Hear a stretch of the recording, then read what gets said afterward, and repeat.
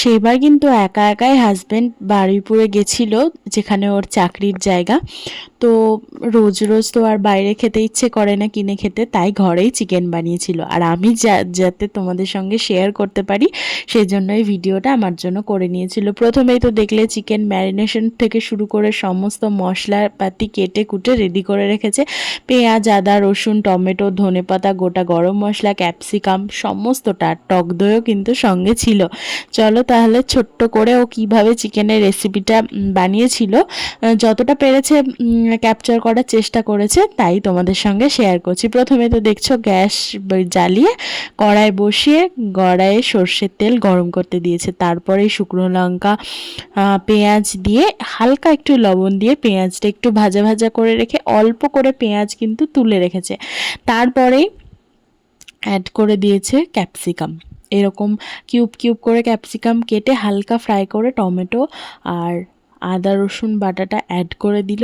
তারপরে লবণ, হলুদ, ধনে গুঁড়ো, জিরে গুঁড়ো আর একটু কাশ্মীরি লঙ্কার গুঁড়ো অ্যাড করে এই মশলাটা এবার ভালো করে কষিয়ে নিয়ে ম্যারিনেট করা চিকেনটা দিয়ে দিল। চিকেনে কিন্তু শুধুমাত্র হলুদই মাখিয়ে রাখা ছিল।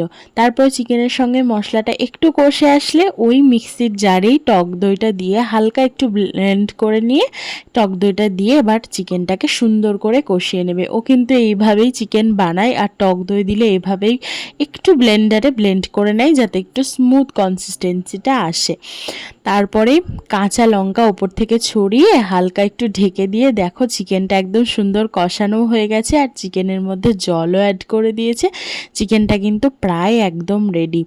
আর চিকেনের মধ্যে সমস্ত ধনেপাতা কুচিগুলো অ্যাড করে হালকা একটু গরম মশলা ছড়িয়ে আর ওই যে বেরেস্তা ভেজে রেখেছিল ওটাই অ্যাড করে গরম মশলা দিয়ে এবার খানিকক্ষণ ঢেকে রাখলেই চিকেন কিন্তু একদম রেডি। আর ওর হাতের এই চিকেন রান্নাটা খেতে কিন্তু দারুণ লাগে।